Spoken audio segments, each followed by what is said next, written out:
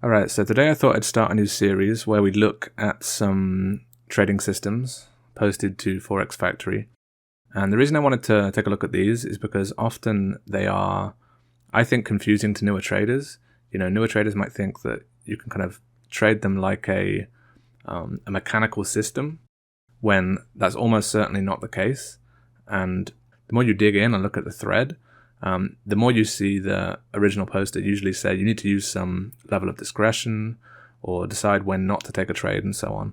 So people will naturally have questions about how effective the actual strategy is if, you know, most of the signals are not going to be followed. But that's a discussion for another time. And right now, what I want to show you is what would happen if you do make it mechanical. So this guy's pretty honest. You know, he says that he's a full-time trader since 2006. We don't know if that's true, but he does say that he doesn't do backtesting. You'll find that most of these posts say this, which is quite concerning, I think, because even if you don't mechanically backtest something, you still need to backtest in a more visual way or so on. And he also talks about, if you go later on in the thread, how he is not doing it mechanically. He's doing it basically as a signal that he chooses to, you know, follow at times and not follow other times and so on. So with that in mind, we're going to try and break this down and turn it into a mechanical strategy. So I've already written it up and coded it and everything, but let's take a look at what he says. So he says he trades mostly the New York Open, say 8 a.m. to 11 a.m. Now that's not set in stone, but in my backtest it is set in stone. That is the only time the bot will trade. He says that he trades usually 3 times a week, Tuesday to Thursday. Now, if you read some more of the thread, he does talk about trading Mondays sometimes and Fridays sometimes, but my bot will only trade Tuesday to Thursday. He varies the number of lots depending on the mood. I just have a flat rate because we don't know what somebody's mood would have been at the time. Okay, so let's look at the template. So he says 15-minute candles, that's fine. Williams %R with only 50% median line. So this is built into the bot as a filter. You can see it here on the chart. And what else have we got? So we've got SAR crossovers. So that's not part of CTrader, but basically what that is if we add a parabolic SAR indicator, let's put it in this color so it shows up. So what you can see here is that when a crossover happens, that's when you get an arrow on my bot. Now we'll get into that in a second, but yeah. So basically that's all it is. So when it was below the price and it switches to being above, that's an SAR crossover. So what else have we got? Okay, so the strategy is you buy when you get a bullish arrow and when Williams %R is above 50. So if we come in here, you can see that there's an arrow here and Williams %R is above 50. So this would technically be a signal. Now he does go on to say that if you get an arrow when price is consolidating, wait for it to break resistance or support. Now that's kind of discretionary, right? Now looking at this, obviously this is a period where it's kind of consolidating. So maybe he wouldn't have taken that kind of signal, but to work out this kind of thing and code it is more difficult than you might imagine. So we have not bothered to do that. And the bot will show an arrow when it has a signal, but it won't take the trade unless it's within the time frame here. So I've drawn an arrow on here. That's when the sort of zone starts. I haven't made an indicator that shows you the zone here, but it gives you an idea, right? So let me just run a little bit of the bot and I'll show you what happens. Oh, and the other thing here, before I forget to mention this, is he says that he sets stops a few pips above or below previous swing highs or lows. The way you can work that out is with fractals. And I've got some settings in here about what determines a fractal. So I've got bars left and bars right. So for example, if this is a fractal low, we need to see 1, 2, 3, 4, 5 bars that don't break the low on this side. And then to the right side, 5 more bars. So you wouldn't get the signal until 5 bars later. That's basically what we're looking at there. And I'm going to use that as a way of trailing the stop. So you'll see that in a second.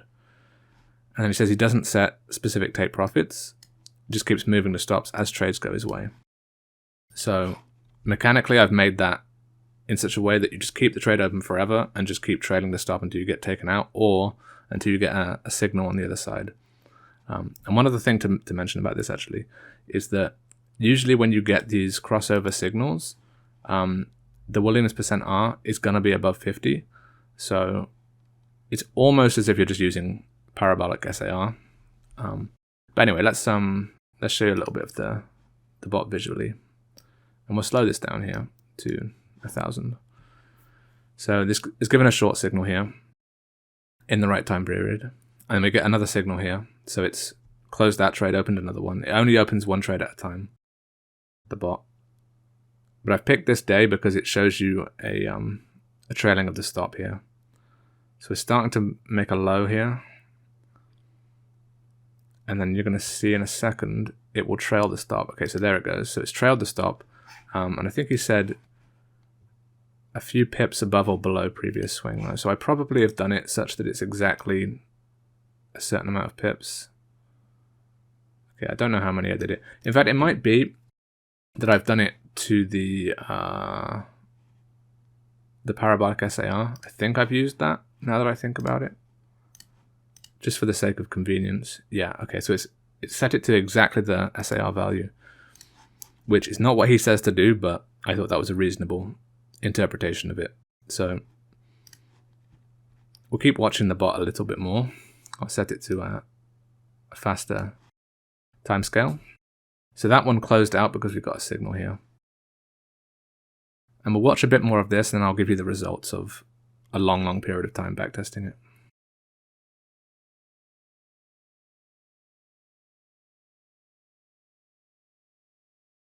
Okay, so that was quite a good one, obviously. And I've put in these little indicators here to show you when it moved a stop. Those aren't, it's not necessary that it does that. I just thought it would be visually quite obvious what was happening if you didn't made those. So I wonder if we can get one with a short trade.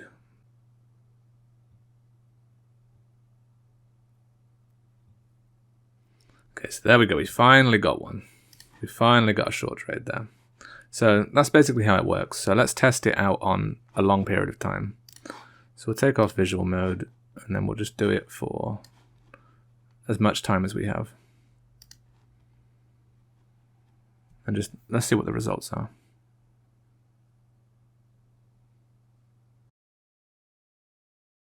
So you can see it develop in real time here.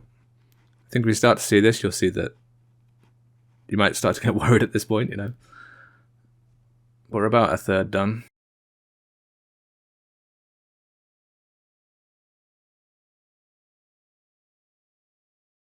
So when I was first seeing this, the question that I had to myself was, this guy's talking about he's done a good month with it live with good results, right? I was wondering if we could find the month. Okay, so it's obviously basically the month of March 2020. If we can find out what that looks like, March 2020, then we can, we can see if maybe it was a good little period, because you can zoom in here and find periods where it would look quite impressive, right? If we just had this tiny little period here where it goes up, this tiny little period here. But, this is obviously taken into account commissions and everything else. And, it doesn't have an edge, obviously. So let's try March 2020 and see if that does any better. So if we go to roughly around here. So let's just go from the 29th of February to the 29th of March. So that's going to be a tiny little period here. 29th of March. Okay, so let's run it here. And let's just see what it looks like. Okay, so I think that's it, right, on $1. And we can see that we actually made 18 pence on minimum size here. So actually, if you compare that against the full period of time, that was quite a good period. Now, it's not amazing, it's not brilliant. You could probably find a better period in there. But I think that kind of goes to show that it is important to test a little bit more than a month. So that was just a quick test I wanted to do with this trading system. I might look at other ones in the future. I know there are some very popular ones. This one right here was the most popular one at the time when I wrote it up. But I will consider doing some more in the future. So thanks for watching. See you next time.